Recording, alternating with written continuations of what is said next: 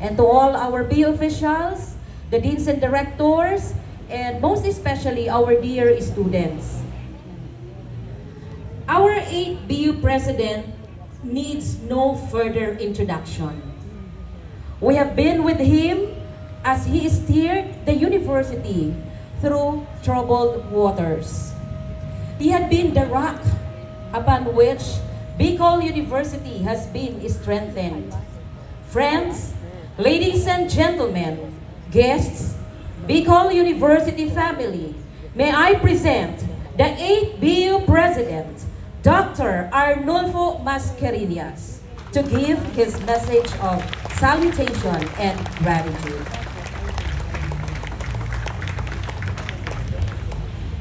Thank you very much, Dr. Rain, and thank you, Dr. Renelin.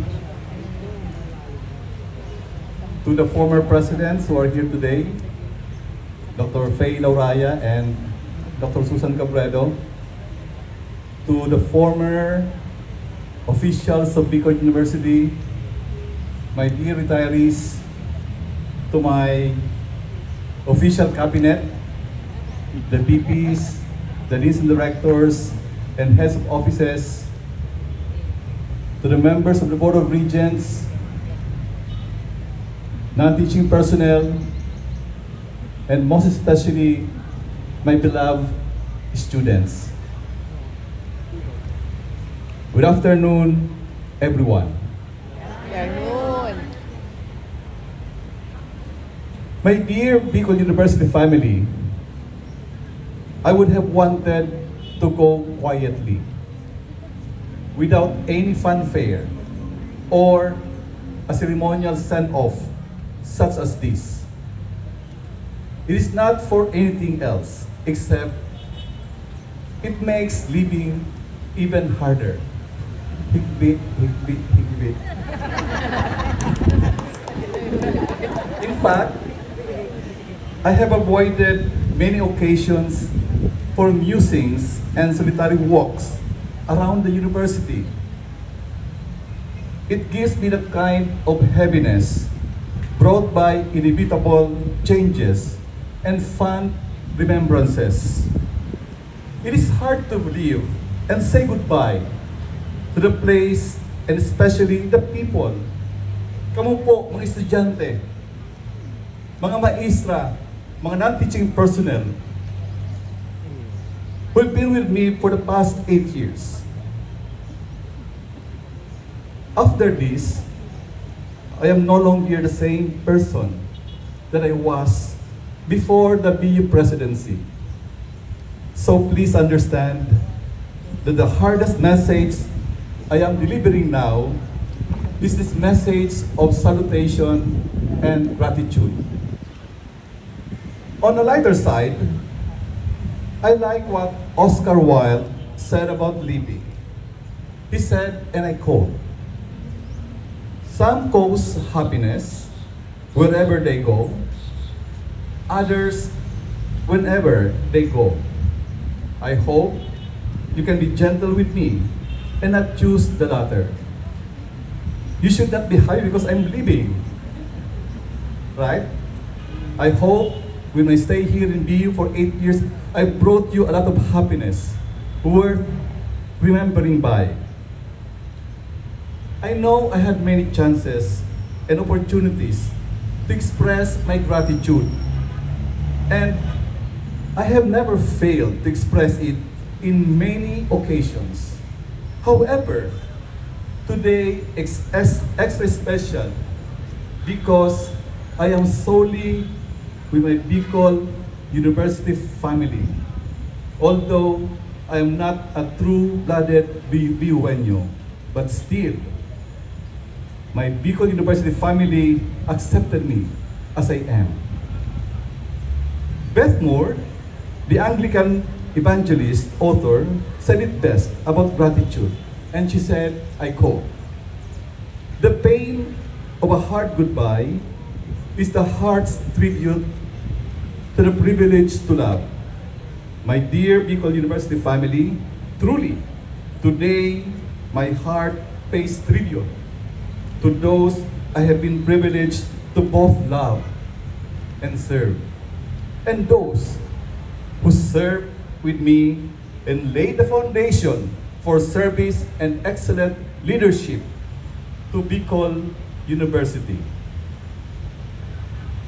To our two BICOL University presidents here, BU would not be what it is now without the guidance and visionary hands of all the past presidents of BICOL University. In fact, I would never be what I am now had it not been for your consistent prodding and mentorship. I owe it a lot to our sixth president of BICOL University, Dr. Susan Cabredo, for giving me the first formal assignment as Dean of the Graduate School, thereby honing my management skills in my early 40s. And of course, I'm so indebted to our seventh president, Dr. Faye Lauraya, for entrusting to me to manage and oversee the R&D landscape of BICOL University, which is one of the most difficult aspects or mandates of BICOL University. To the two of you, madams, thank you very much for the trust and confidence you've given me. To the four vice presidents,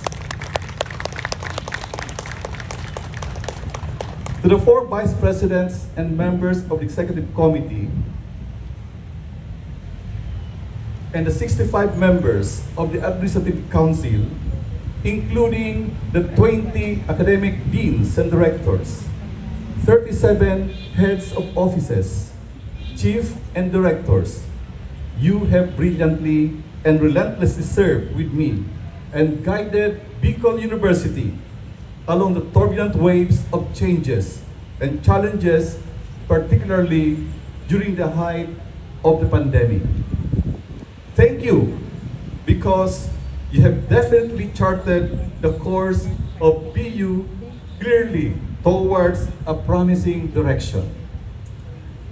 The 434 members of the Academic Council, 634 teaching personnel, and 326 non-teaching personnel, including 355 job order personnel and 16 casual employees, know that your presence and every effort in serving at whatever post and capacity is noticed and greatly appreciated. We are a big family, and it is truly difficult to get to know each of you on a personal level. Nevertheless, your situation and welfare have always been the foremost in my mind throughout my 8-year administration of BICOL University. To the 11 members of the BU Board of Regents, headed by Chairperson Commissioner Aldrin Darilag, my unending gratitude for all the support you have given us with every approved proposal that has been generously translated into policies that matter and productive projects that have transformed BICOL University to what it is now. To the BUeños, my dear students, our current scholars, through the leadership of our student regent, Asher J. Azul, I hope she's here. Thank you for ensuring a robust, highly involved, and productive student body. My dear students, BICOL scholars, BUeños, you are the heart of the BICOL University family and the reason why all of us have been striving our level best to ensure a good future for our beloved BICOL University. May you continue to be just that, a supportive and productively involved in the life of BICOL University with the new administration and beyond. To the four contenders for the BU presidency, you have all rose to the challenge of providing a glimpse of your leadership. Wala akong itulak ikabig sa inyo. Your journey to the challenge of BU presidency has never been in vain. You have proven to be the BU family and the community beyond the university borders that truly BU is a bastion for nurturing the future leaders and administrators, not only for BICOL University, but also of the country. And I repeat this, because of BICOL University, we now have a sanctuary of future leaders who can provide the leadership for BICOL University in the next generation to come. Thank you for taking on the biggest challenge of your professional life. I sincerely hope that your leadership skills and heart for public service will continue to shine for BICOL University just as it did during my entire administration. I hope and pray that you will set aside whatever personal differences the search for the 9th BU presidency might have brought. For after all, you all want what is best for BICOL University. To my family and my wife,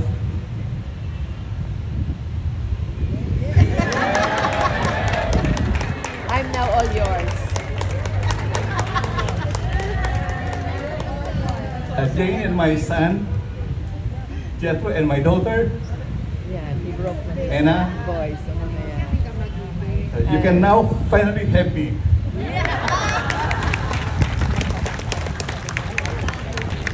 My time and undivided attention all to yourself. Sabi ko hindi ako matiri ay. Although I have always been wholeheartedly yours, admittedly and inevitably, BU has taken more attention in the past 8 years. Thank you, my darling, for understanding.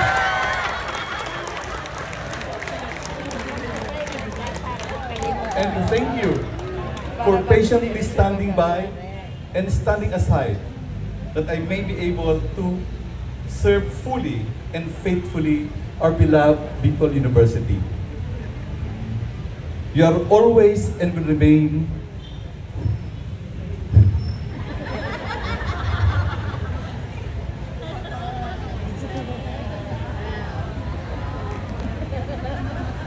You are always and will remain the wind beneath my wings.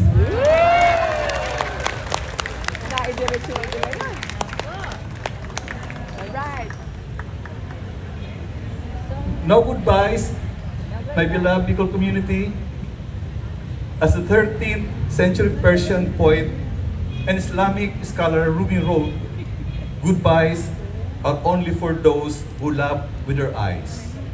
Because for those who love with heart and soul, there is no such thing as separation.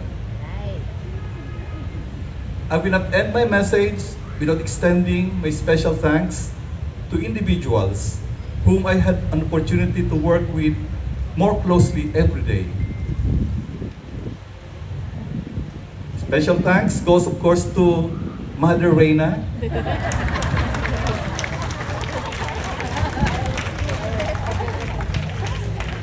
for all the motherly attention accorded yours truly. Thank you, Mother Rain.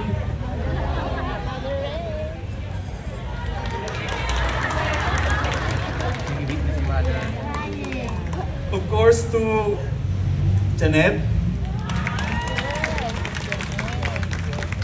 One time I asked Janet, Janet, sino bang boss mo? Ako si Ma'am Jane mo. Kasi she was controlling my coffee intake. Thank you, Janet, for your very thoughtful gesture during my 8 years as president of BICOL University. Of course, I will never forget the late Mean, who was with me during the time of President Dr. Sena. We had so much laughter, enjoyment, and even when I assumed the presidency, the same laughter existed. Of course, to Jing, who happened to transfer to DepEd. She's a silent worker of the OP, but ever dependable. To my runner, Raquel. Where's Raquel? Who is ever ready to take errands from me? Of course, to Ka, the replacement of Jing, who is also a silent worker. Siya po so aki ni Manay Liling, whom we have to replace Si Carol. Carol. Mean. And of course, to Attorney Norley, Of course. Pinakatodi. who made it sure, my dear friends, to have 100% passing or approval of all proposals that we presented to the Board of Regents because of his complete staff work. And of course, to his staff, sina Cielo, sina Alet, sina Wing, because even during Saturdays and Sundays, even late at night, they stay here in the office just so we would be able to submit all the proposals to the Board of Regents. Thank you, Attorney Norley and staff. Of course, who can forget Dr. Renalyn, who has captured my mind and ably written down what I wanted to deliver. He has become a presidential ball in mind. And of course, her staff, sina Che, si Rika, si Joshua, and si Arnold, who make sure that every move I have is documented, so that when I leave this building, I would have all the photos with me to come up with a book book. And of course, my security escort, si Non. And finally, of course, to our drivers, si Saldi, si Bunso, si Jelma, si Siloy, si Joseph, who made sure that I reached my destination safely and soundly. Thank you very much, guys. And thank you, BICOL University. Thank you very much. Dakula, asin udok sa buot, na pag-ugma, asin pasasalamat sa Induga Boss. You're the best thing that ever happened to me. Ganda. I never thought I would be joining an academy such as BICOL University. Just like on my first day when I delivered the message, I never thought to become a faculty member because I thought I was a cap for the job. But you can never tell. If destiny calls, you can never turn your back on your faith. I live with a lighter step. As I turned already 62 years old, maluin ang step ko. Yeah, life lang. And of course, a hopeful heart. Thank you very much and God bless us all.